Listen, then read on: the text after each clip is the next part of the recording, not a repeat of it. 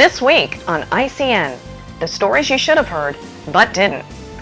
Personal liberty and the Constitution under attack. FBI takes 16-year-old American citizen in the middle of the night. Police detain driver over subversive bumper sticker. Those stories and many more examples of the expanding police state. Next on Informed Citizen News.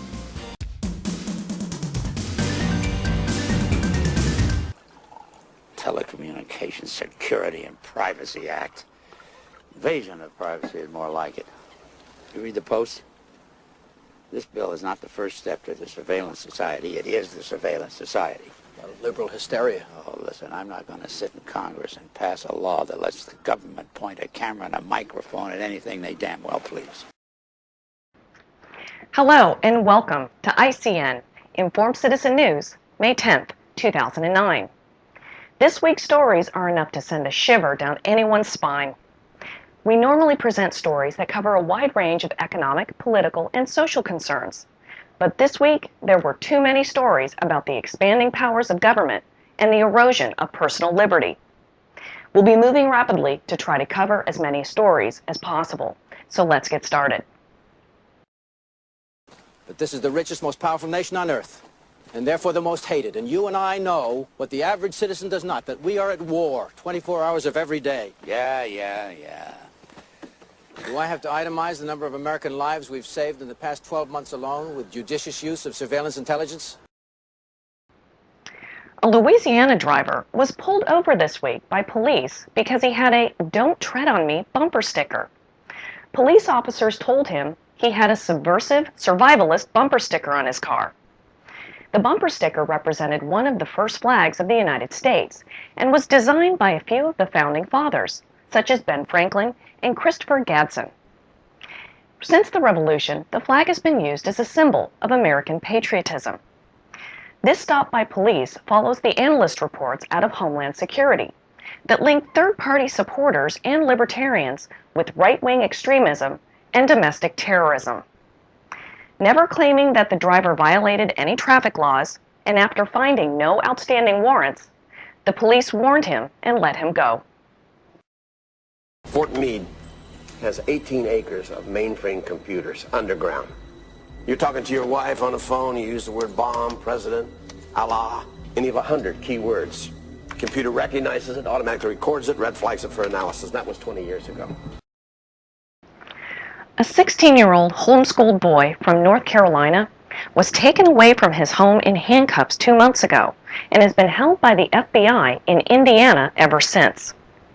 The FBI presented a warrant and claimed the boy had made bomb threats at Purdue University. No bomb materials were at the home, and the FBI seized his computer and bank statements. Since the arrest on March 5th, the teenager has had little contact with his mother and attorneys. He has had no opportunity to post bail. Unless more comes out on this, seems like the feds have overreached on this one. You know the Hubble telescope looks up the stars? They've got over 100 spy satellites looking down at us. That's classified. In the old days, we actually had to tap a wire into your phone line. Now with calls bouncing off satellites, they snatch them right out of the air. An army of some 140,000 workers were hired under a $700 million taxpayer-funded contract to collect GPS readings for every front door in the nation. The data collection, presented as preparation for the 2010 census, is pinpointing with computer accuracy each home and has raised considerable concern from privacy advocates who have questioned why the information is needed. Privacy advocates are also more than a little worried over what could be done with that information. Enhancing those concerns is the Obama administration's recent decision to put White House Chief of Staff Rahm Emanuel in an oversight role over the census, which will be used to determine a reapportionment of congressional seats and can be used to solidify a single political party's control over the nation, its budget, military, and future. The government's been in bed with the entire telecommunications industry since the 40s. They've infected everything. They get into your bank statements, your computer files, your email, listen to your phone calls. My wife's been saying that for years. Every wire, every airwave. The more technology you use, the easier it is for them to keep tabs on you. It's a brave new world out there. A Wisconsin court upheld a decision that allows law enforcement agencies to attach a GPS device to a car without a warrant. The court said police can mount GPS on cars to track people without violating their constitutional rights, even if the drivers aren't suspects. One privacy advocate said the decision opened the door for greater government surveillance of citizens. With the latest satellite technologies like GPS navigation and services like OnStar, the government doesn't even have to put a device on the vehicle, as GPS is now built into most new cars. They will just type a few keys on a terminal and they can start to track you. GPS sat tracker. Pulses at 24 gigahertz. I don't know what that means. It's like a low jack, only 2 generations better than what the police have. And what does that mean? It means the NSA can read the time off your fucking wristwatch. The National Security Agency conducts worldwide surveillance. Fax, phones, satellite communication. The only ones in the country, including the military, could possibly have anything like this. Why are they after me? I don't know, and I don't want to know. Here they come. I thought these sat dishes would scramble their signal. Control, this is Air 1. Repeat coordinates. 105 Chambers Avenue. You're transmitting. They still have a signal on you. Your collar, your belt, your zipper. Get rid of your clothes, all of them. But and then what am I supposed to do? Nothing. You live another day, I'll be very impressed. 2 targets, rooftop, north side. Understood, 2 targets, rooftop. Maintain visual, please. You have something they want. Look, I don't have anything! Maybe you do and you don't know it. Get rid of your watch. My wife gave me this for our anniversary. Then keep it. Stay off the phone.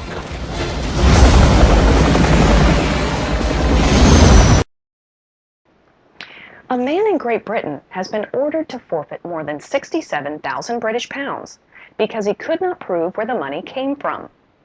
Police responded to a burglary report and found the cash at the victim's home. The man claimed he saved some of the money and made the rest by selling military memorabilia.